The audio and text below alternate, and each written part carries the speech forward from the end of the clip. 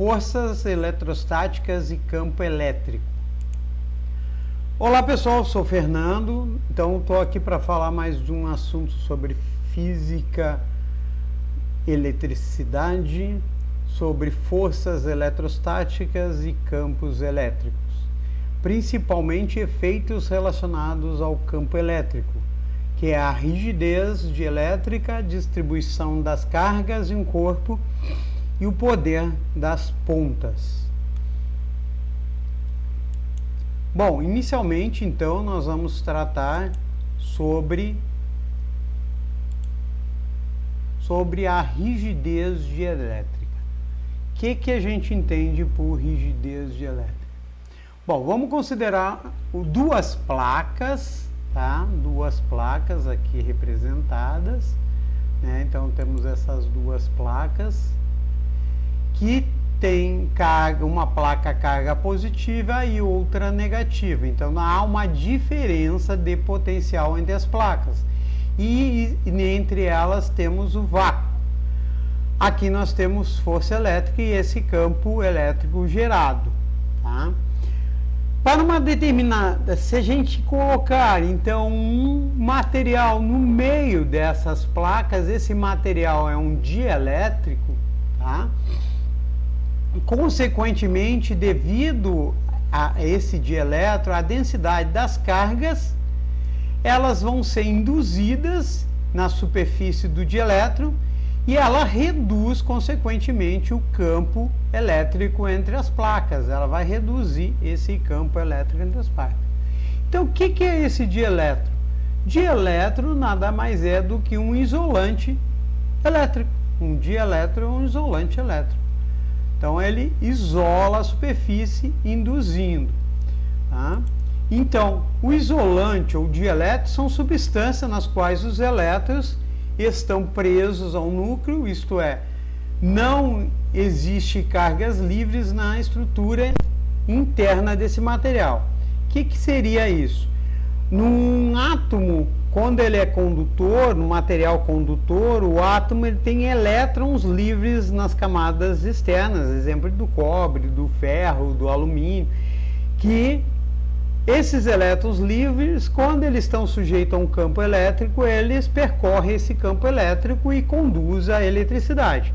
No dielétron não, no dielétron sua estrutura molecular faz com que ele fique preso os elétrons nele. E isso torna ele um isolante. O que acontece quando ele está sujeito entre duas placas aqui, entre um campo elétrico? Então, quando ele está sujeito a esse campo elétrico, a essa força, ele atua sobre todos os elétrons desse isolante, tentando arrancar esses elétrons dos seus átomos. Se a intensidade do campo elétrico for pequena, os elétrons continuam ligados aos núcleos. E a força elétrica apenas causará uma polarização, vai ser uma polarização do isolante. Se a intensidade aqui desse campo elétrico, se a intensidade do campo elétrico for aumentada, o valor da força elétrica será suficiente para arrancar um ou mais elétrons de cada átomo, tornando livres, tornando um bom condutor elétrico.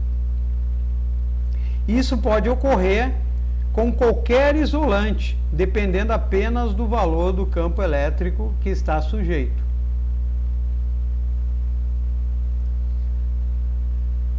Bom, portanto, então, esse dielétron aqui, no meio onde está estabelecido esse campo elétrico, no primeiro momento, você identifica uma redução no campo elétrico nessa região, devido à polarização do material. Mas se ocorrer um aumento dessa intensidade de carga, desse campo, as concentrações de carga geram uma força maior que arrancam os elétrons da estrutura. E aí tornando elétrons livres, de forma que o material inicialmente isolante se torna um condutor elétrico. Então, ele se tornar um condutor. Mas o que é essa rigidez dielétrica. Então, a rigidez dielétrica é o maior campo elétrico aplicado a um isolante sem que ele se torne condutor. Então tem um limite que eu vou aplicando o corpo e essa diferença de potencial desse campo elétrico em cima de um condutor, de um isolante, que para ele se tornar condutor. A rigidez dielétrica é uma propriedade do material. Tá? Existem materiais que suportam a ação de campos elétricos muito elevado, permanecendo isolante. A rigidez dielétrica de um certo material há um valor limite da tensão aplicada sobre a espessura do material, tá? E sendo a partir desse valor os átomos que compõem o material. Então essa diferença de potencial é kV por milímetro de espessura do material. Então essa diferença se ionizam e o material dielétrico deixa de funcionar como isolante. Então esse é a rigidez, é o limite de rigidez dielétrica. Então aqui nós temos uma tabela que a gente pode verificar aqui, tá? Onde nós temos nessa tabela nós podemos observar aqui nessa tabela o ar, por exemplo, tem uma rigidez dielétrica em kV por milímetro de espessura de material de 3, a borracha 25, o vidro 35, a mica 60. Tá? Então aqui, ou volts por metro. Isso aqui são propriedades de isolantes. Se tu pegar um material, verificar isso, vocês vão ter essas propriedades descritas lá do material. Tá? Outra coisa importante é que essa carga, isso aqui pode ser representado também por Newton Coulomb. O que é Newton Coulomb? É essa força elétrica pela carga. Tá? Então tem uma outra unidade aqui equivalente com isso. Então, por exemplo, o vidro, aqui está 35 kV por milímetro, no caso o vidro Pirex é 14 vezes 10 na 6 Newton por Coulomb. Enquanto que a da mica, tá? Então, enquanto da mica, nós temos 100 vezes 10 na 6, aqui está 60 kV por milímetro, ou 100 vezes 10 na 6 Newton por Coulomb de rigidez, que é muito mais rígido. Pode ver que a mica é muito mais, então quer dizer que é muito melhor isolante. Tá? No caso do ar, que é 3 vezes 10 na 6 Newton por Coulomb, ele é isolante. Então, quando o campo na massa do ar for inferior a 3 vezes 10 na 6 Newton Coulomb, esse material é isolante. Quando ultrapassar esse limite no ar, ele se torna um condutor elétrico.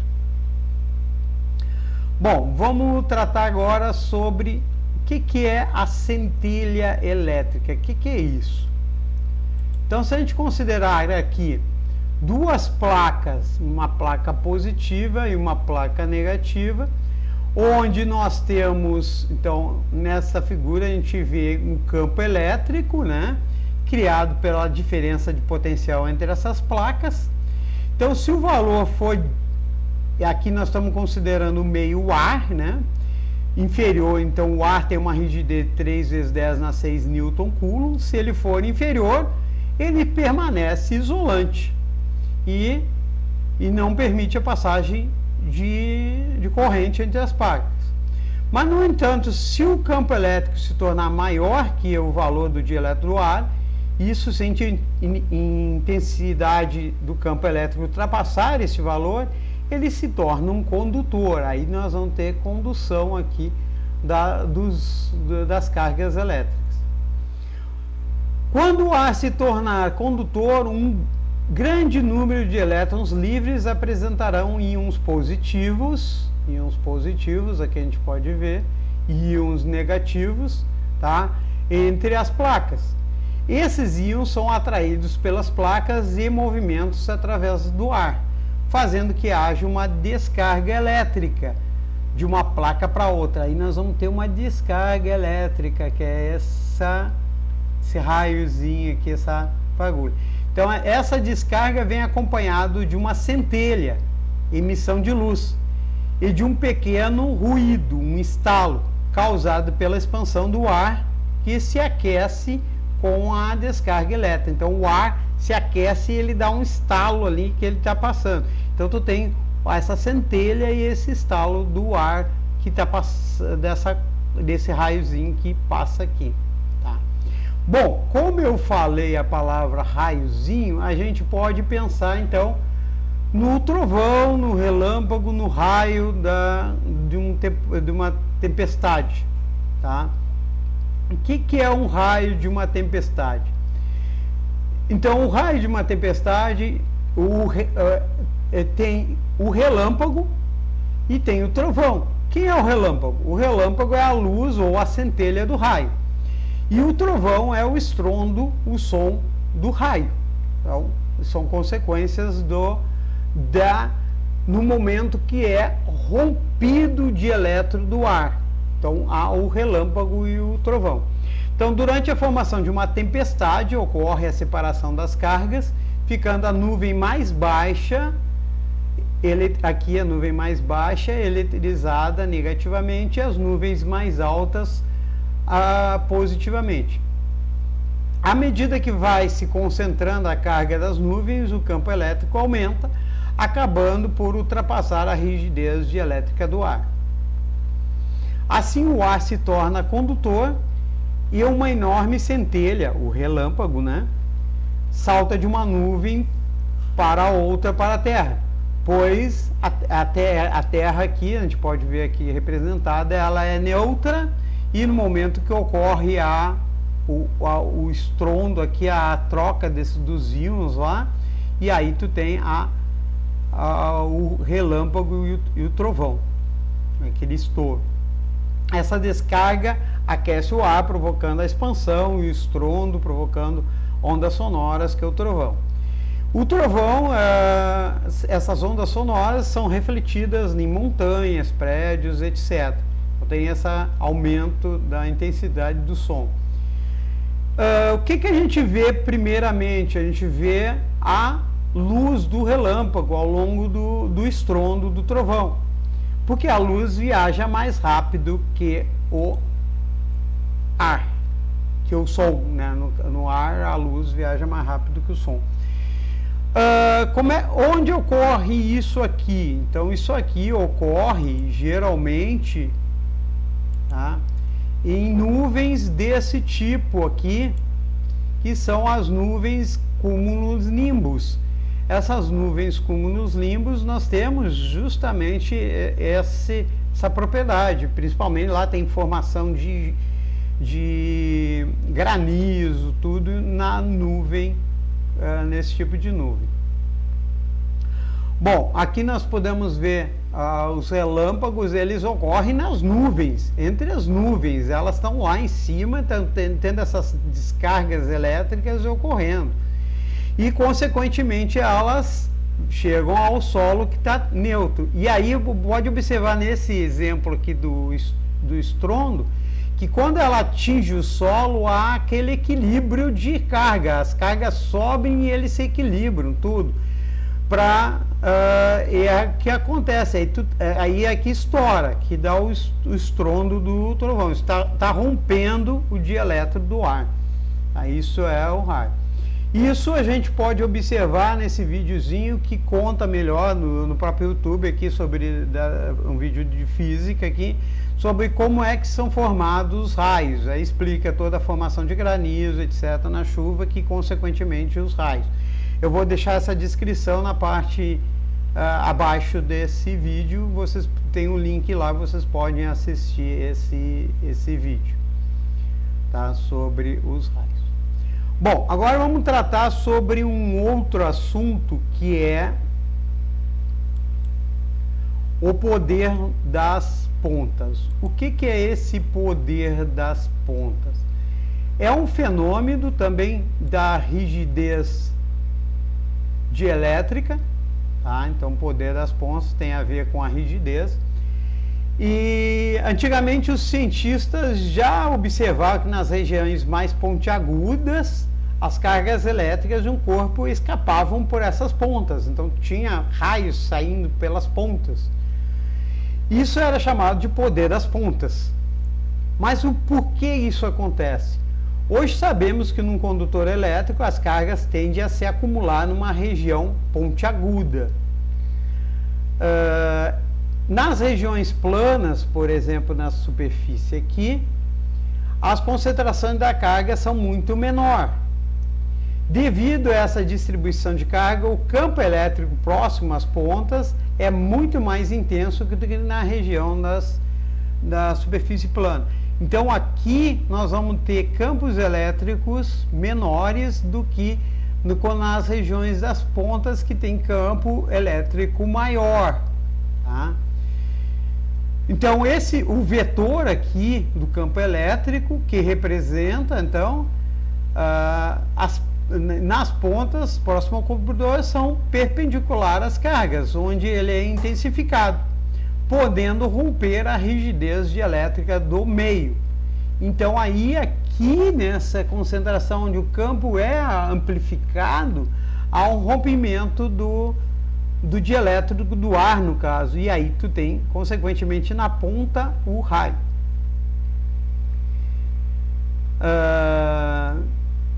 Portanto, na ponta que o ar se torna condutor e a carga elétrica, então, ela escoa aqui justamente nesse local mais ponta. Mesmo em um corpo metálico pouco energizado, o campo elétrico próximo às pontas são muito elevado. Então, muito elevado aqui, próximos às pontas, o campo elétrico é mais elevado. Para que isso não ocorra, dar uma forma arredondada à superfície. Então, se a gente tiver uma forma arredondada à superfície aqui, nós vamos ter uma superfície toda equilibrada, condutora.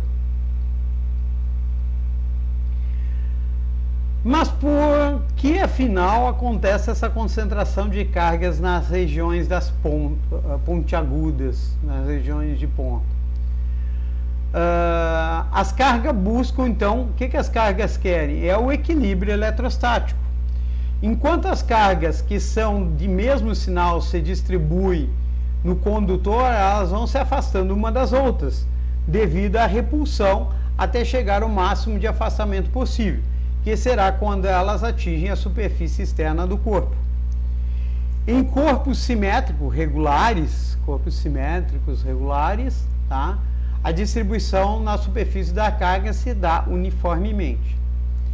Os de forma não regular, tá? E tendo pontas, a distribuição na superfície não será uniforme, pois quando as cargas buscam equilíbrio eletrostático, eles se distribuem na superfície mais externa do corpo, que é um processo dinâmico que ocorre, né? Acaba gerando uma região mais nas regiões mais pontudas, uma maior concentração de carga. A densidade da superfície de carga é maior nessa região das pontas. Com isso, então, temos aí a possibilidade devido à maior concentração nas pontas, devido a essa concentração nas pontas, um aumento tão grande do campo elétrico nessa região que a rigidez dielétrica se rompe, tornando o meio condutor, e há um escape das cargas pela ponta. E aqui tu tem, consequentemente, um relâmpago aqui, um raio saltando nas pontas do objeto. A distribuição na superfície, então, de um condutor, então é importante essa distribuição das cargas na superfície, nos leva a um fenômeno chamado blindagem eletrostática. Porque na superfície é tudo buscando o equilíbrio eletrostático, está distribuído. as cargas se distribuem na superfície mais externa do corpo condutor. E no seu interior, pela ausência de carga, o campo elétrico será nulo. Então, se nós temos aqui um equilíbrio da distribuição das cargas nesse campo aqui, distribuída, tá, igualmente, internamente, o campo elétrico é nulo. Ou seja, no interior de um condutor, mesmo que esteja eletricamente carregado, estará isolado do efeito elétrico. Então, se a gente estiver dentro desse, se pudesse estar dentro desse condutor, se a gente puder estar dentro, externamente as cargas estão distribuídas igualmente e a gente está isolado eletricamente, eletrostaticamente, por causa do equilíbrio eletrostático. Tá? Bom, isso vai ser trabalhado mais futuramente no decorrer das aulas. Bom, então o que a gente falou aqui? Então, sobre a rigidez dielétrica, que é um isolante dielétrico, que é o dieletro, ele tem um limite, então ele tem um limite de capacidade de ser isolante até atingir essa rigidez dielétrica, onde o campo elétrico se torna um limite que ele consegue vencer a barreira do isolante e ele se tornar o isolante um condutor e das cargas elétricas. Vimos também a distribuição das cargas elétricas, que busca o equilíbrio eletrostático por toda a superfície da carga. E vimos também que o raio e o trovão são quando é rompida a rigidez dielétrica do ar e há essa centelha, o raio e o consequente estouro do trovão no ar. E o poder das pontas, que é onde nós temos a distribuição das cargas e a concentração de carga fica nas pontas. Consequentemente, as pontas vão ter um campo elétrico mais elevado e há possibilidade dele vencer a rigidez também e sair cargas nesse ponto devido ao campo elétrico ser maior e concentrado. Bom, pessoal, seria isso. Agradeço a todos e tenham bons estudos. Grande abraço.